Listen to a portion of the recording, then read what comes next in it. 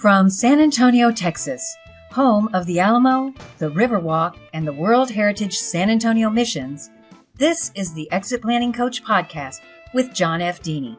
Designed to help advisors who work with business owners, John talks with top professionals in the exit planning field about best practices, marketing tips, and how to be more effective when working with owners. Now, here's John F. Dini. Hi, and welcome to the Exit Planning Coach podcast. My guest today is Steve Zeller. Steve is a Californian. I used to be from that neck of the woods. From the Midwest, too. You're from the Midwest? Originally. Yeah. Originally? Okay. Steve is a certified financial planner. He's a certified exit planner, and he's an accredited investment fiduciary. And he's the president of Zeller Kern Wealth Associates. With 26 years of experience. But before that, we always like to look back into people's histories. Steve was a territory manager for a Fortune 500 consumer products company. So he understands branding, positioning, distribution channels, product pricing, retail, and product promotion. He has his own blog at familyfortunes.com. He is a regular contributor to the Your Exit Map blog, which we really appreciate. Thank you, Steve. And he just told me that he's launching his own podcast soon to come, The Art of Business. So welcome, Steve. Thanks a lot for coming on. Thank you, John, for having me. Really appreciate it. The first question I always ask, you were on a corporate ladder. Apparently, you had a management position in a Fortune 500 company. How did you get from there to working with business owners on their exit plans? Wow. Well, so I'm going to fast forward for the sake of time, but I asked myself, what is it that I can do that's semi-entrepreneurial? Because that's my mind. That's where my mind is creating and innovating and making a business work. And I had a tremendous amount of interest in financial advisement. So I had a good friend that was involved in the industry, and he suggested that I start interviewing. So I did, and worked for A.G. Edwards for 12 years until we went independent in 2007. Yeah, I have a friend that's with them, except now I call them A.G. Waco Wells. The A.G. Edwards does not exist anymore. Yeah. Unfortunately, it was a great firm. Yeah, and then he was Wachovia, and then now he's Wells Fargo, and yeah. Geez, when we left 60 days before they sold out to Wachovia, I had branch managers calling me, going, "You had to have known." And I said, "No, it's serendipitous." Yeah, sometimes you're good, sometimes you're lucky. Yeah, that's right. But if you talk to a business owner, I've asked many business owners. I actually did a poll some years back of about 20 or 25 business owners. And I said, if you could have a partner that didn't know very much about your business, but had a track record of being incredibly lucky, or you could get a partner who wasn't very lucky, but knew everything about your business, which would you take? And every one of them said, "I'll take the lucky one." Oh yeah. Well, because they might understand those kind of people just when it rains good rain all around them all the time. Right.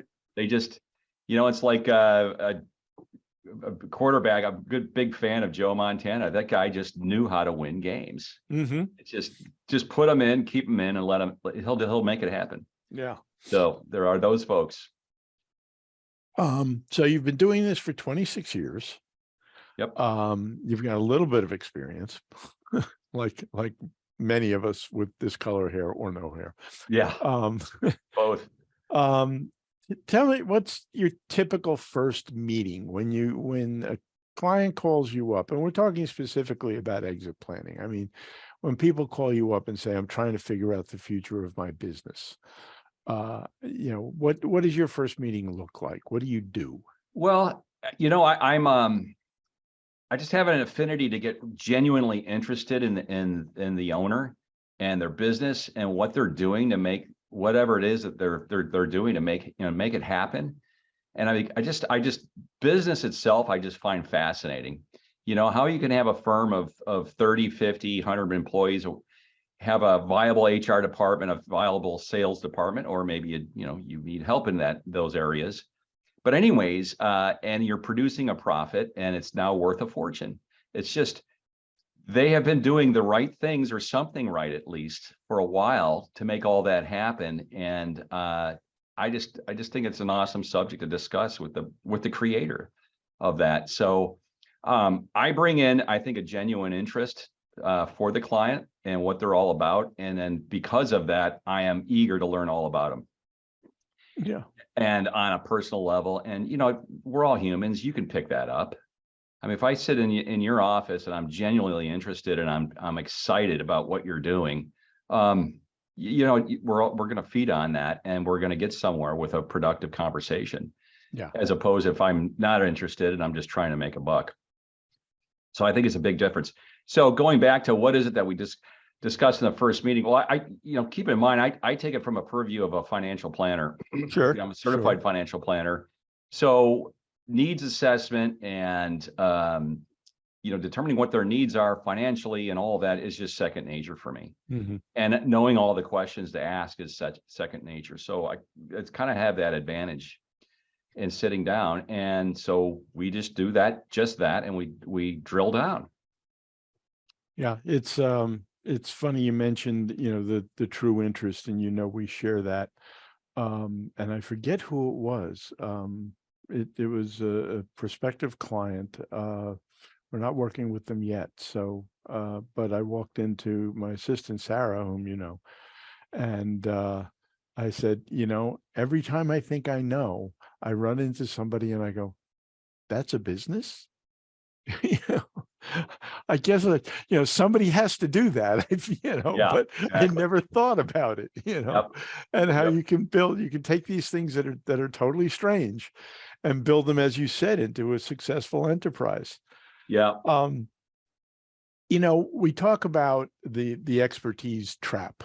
The guys in your industry that say, well, I beat the market by 1.5 points last year, and that doesn't get you any clients, yeah. With how much risk? Yeah. The real interest, the real interest in the client, the Teddy Roosevelt classic, they don't care what you know till they know that you care.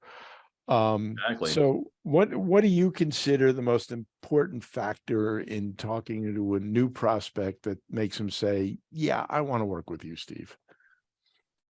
Well, I mean, again, it's being empathetic and being able to jump into their world and understand their world. So, if it's a consumer products manufacturer, I consider myself relatively unique in that I can talk product pricing, distribution, promotion of their products, the battle for shelf space, the battle for getting a slot at the warehouse, the distribution warehouse, the competitors, what the competitors are doing, what they're doing, how they're positioning the products going forward, et cetera. So, I mean, naturally, that's going to be, I'm going to latch on and take interest in all of that. And then it's just the ability really to look at things from a 30,000 foot level. Mm-hmm. And assessing what their critical needs are and identifying critical areas that they need to address, both from the company standpoint and from a family wealth standpoint. And of course, the tool I use is Exit Map. Oh, well, thank you. Sure. Yeah. One of the tools, but it's a very vital tool. Yeah. Yeah. So no, there are other tools. We don't pretend to be the exclusive tool for anybody to use. You need a lot in your quiver. It's an awesome tool to get the owner off the dime, which I'm probably gonna lead to answering one of the questions that you might ask me is, what are the biggest challenges with the business owner? Is getting them off the dime and getting them to realize that it's the sooner the better to exit plan, to plan. Well, and what I've said, I said just the other day, and this happens to us so often. I'm sure it happens to you too. I was getting my trees trimmed. And the guy came out, gave me an estimate. I hired the company. They came out to start doing it. And the owner came by to see, check on his crew. And he said, what do you do? And I told him what I did. He says, I've been doing this for 42 years. I have no idea how I'm going to get out of this. And I said, well, I'd be happy to talk to you. And he said, well, it doesn't mean I'm ready to go now. Right. And I said, that's okay. I said, and you've heard me say this before. I said, if you're looking at a map and you're planning a trip, nobody confuses that with getting in the car and turning the key. Two different things. Having a plan doesn't mean you're putting it into play this second. Before we go to the break, I wanted to ask you, so where does your business come from? When these people call you up, where have they gotten your name? What's your marketing? Well, it varies, but I mean, I think predominantly it's going to be referrals. And I have a networking group, and it's almost, this is my third referral group that I've developed. The last one I helped develop, it was with 3 other people. But this one I developed, but I knew all the people. I cherry picked them just from prior, knowing them prior, in prior relationships and networking groups, and put it together. And it's about 12 of us. And so I get a good amount of my referrals generated that way. And then, believe it or not, I had I did one of those BEI books, the exit planning books, years ago. And this current client of mine somehow got a hold of it and has been sitting on it for about 5 years. And he finally, and and I'm on the back of the book, and I also write the the introduction to the book. And he called me. So having a lot of fun in helping him plan, because there was a lot of issues, and a very successful firm. And it's been a fun ride helping them. Yeah, I had a client, I think we'll finally get to his serious exit within the next 2 years, but he called me, same deal. He called me like 4 years ago, having read my book, my Hunting in a Farmer's World book, like 3 years before that. Yeah, it's nice, I remember nice that to book. have those things laying around. Yeah. I remember that book. Well, you and I go back a ways now. We do. We go back, I think, 12 or 13 years now. Yep. Amazing. Okay, I'm going to have to stop for a second to pay for the podcast and pitch the book, and then we'll be right back. Hello, John F. Dini here, and I'm very excited to announce the publication of the Exit Planning Coach Handbook. Inspiration for the handbook comes from my 25 years of working as a coach to business owners, with 12 of those years dedicated to helping them plan their business transitions. It is a guide for advisors that explains why working with business owners is so dramatically different from working with other executives. It provides insights on how to approach planning conversations with owners more effectively. Plus, it takes you through the steps that will help you develop your relationship as their most trusted advisor. I wrote this book for advisors who want their clients to move on to a second act that's even more rewarding than their first. If you read any of my previous books, you know I don't lecture.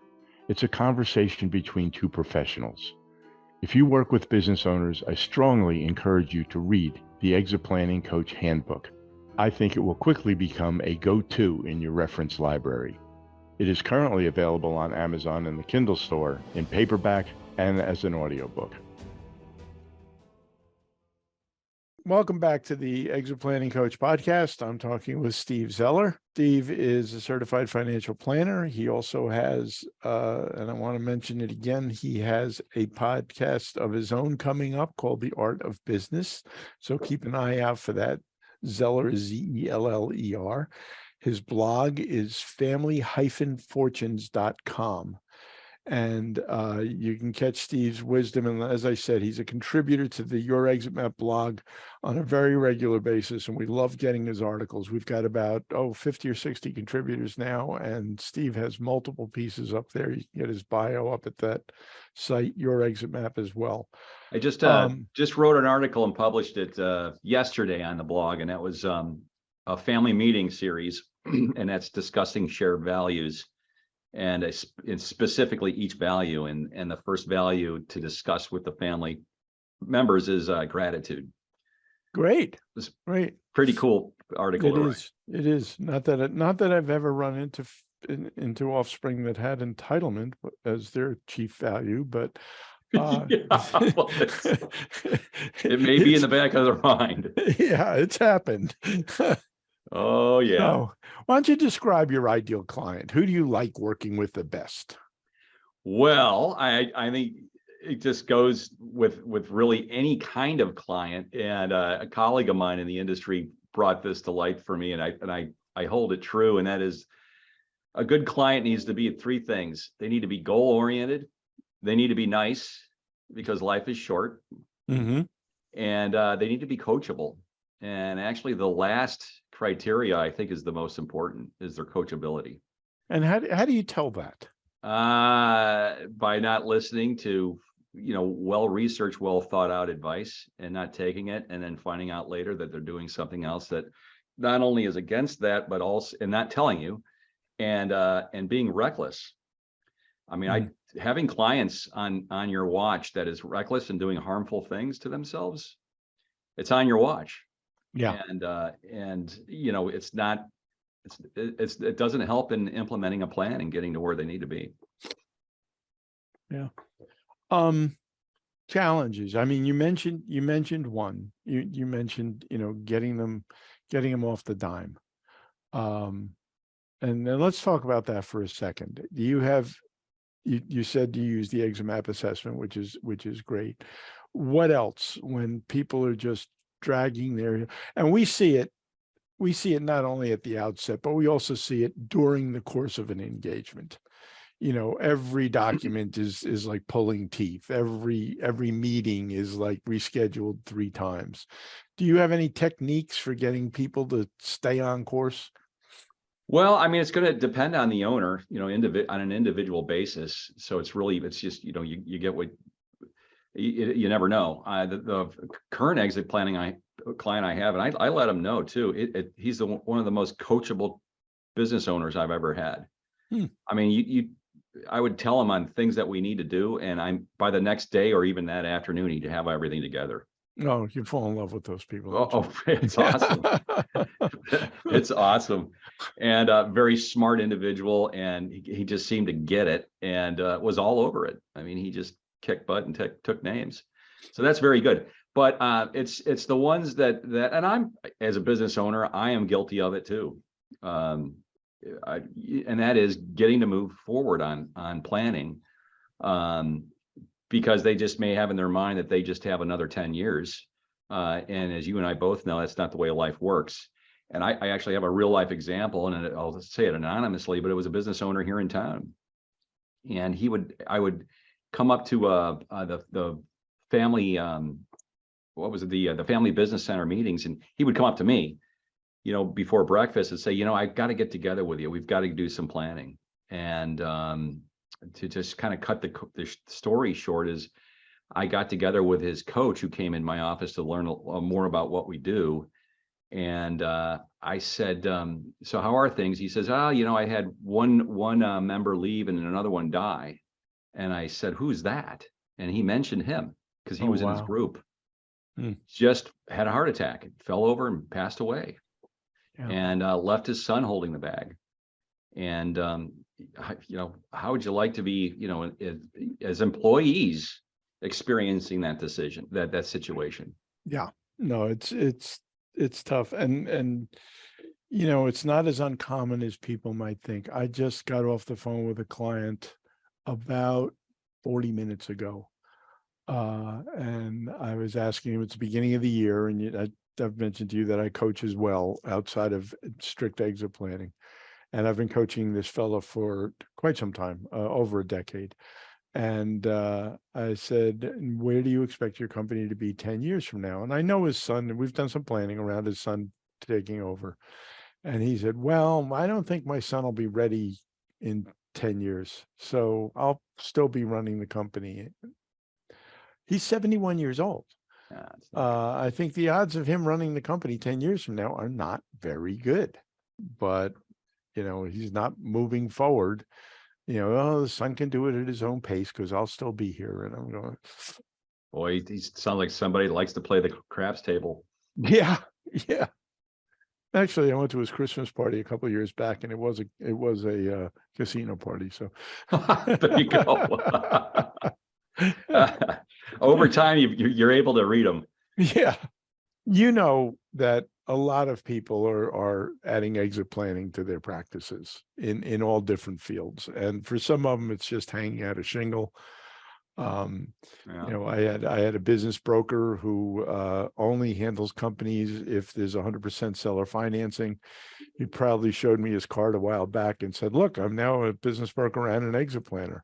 How about And I it? said, "Oh," I said, "How do you do your exit planning?" He says, "Well, if they're willing to finance 100% of the sale of their company." So, so, Yeah. so Yeah. what would be your first piece of advice if somebody came to you, a friend? Now, I'm not talking about somebody unqualified or anything, but a friend came to you, another financial planner, not a direct competitor, and came to you and said, "Steve, this exit planning thing, I think I want to be in this." What would be your first advice to them? Well, to dig in. It's like anything else, dig in deep as you can, be a true participator, learn all you can, invest the time to do so, commit to it. And then from there, not being afraid to cultivate the experience and go out and put plans together for clients and implement them. There's a learning curve. Yeah. That's why they have people like you. And also developing a team of advisors. So, I mean, I've got a quiver of professionals in town that are, and over time, I've learned the questions to ask the business owner to identify needs that these folks in my networking group can satisfy. Mm-hmm. And, you become an apostle to the business owner and an apostle to your friends, your professional friends that you're referring. Yeah. So. No, that's excellent advice. You know, I heard, and I've got Kerry Bolton is down in, in Melbourne. And she was on the podcast a couple of months ago, and she had a great piece of advice. She said, "Start building your stories." Yep. She said, have stories to tell. She said, that's your most important stock in trade when you're talking to a new client, is have your stories lined up. Right. Which I thought was really, really bright. It is. So if people outside your circle want to get a hold of you, and of course, we're going to have this information attached to when we post the podcast, both in YouTube and on the audio podcast. But if all they're doing is listening in the car, give us your contact information, Steve. How does somebody get a hold of you? So, well, easiest via email, Zeller, Zeller at zellerkern, KERN.com. Phone number is 916-436-8270. All right. It has been a pleasure talking to you today. Likewise, John. I hope we get to do it again soon. I will be asking you back. I mentioned to you while we were on break that we're talking about doing some panel discussions, and I think you'd be a terrific guest. Well, thank you. So It'd be an honor. Hopefully we'll get you back soon. I greatly appreciate the opportunity, John. Okay. Good talking to you, Steve. Have a terrific day. Likewise, sir.